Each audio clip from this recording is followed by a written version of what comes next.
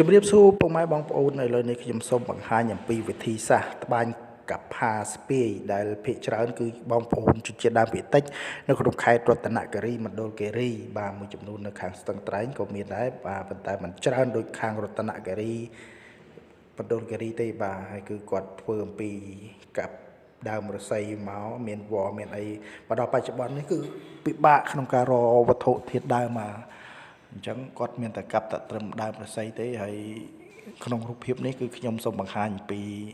បងប្អូននៅខាងខេត្តស្ទឹងត្រែងទេបាទគាត់យកដើមរស្មីមកគាត់បិទគាត់ត្បាញដោយកម្លាំងដៃដែលផ្ទាល់តម្រាំបានคล้ายជាកផាមួយគឺមិនងាយទេគឺត្រូវប្រើកម្លាំងញើសឈាមមែនតើបាទរយៈពេលយូរបាទហើយកផានេះគឺធ្វើសម្រាប់ស្ពាយនៅខាងក្រោយដាក់សម្ភារៈពេលចូលព្រៃអីយើងដាក់បន្លែបកាអនុផលព្រៃឈើនៅក្នុងកផាស្ពាយដែលមិនជាធ្ងន់ប្រមាណទេបាទគឺ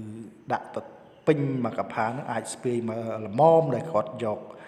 បាទស្ពាយតាមខ្លួនបានបាទសូមជួយ like ជួយ share ផងបងប្អូន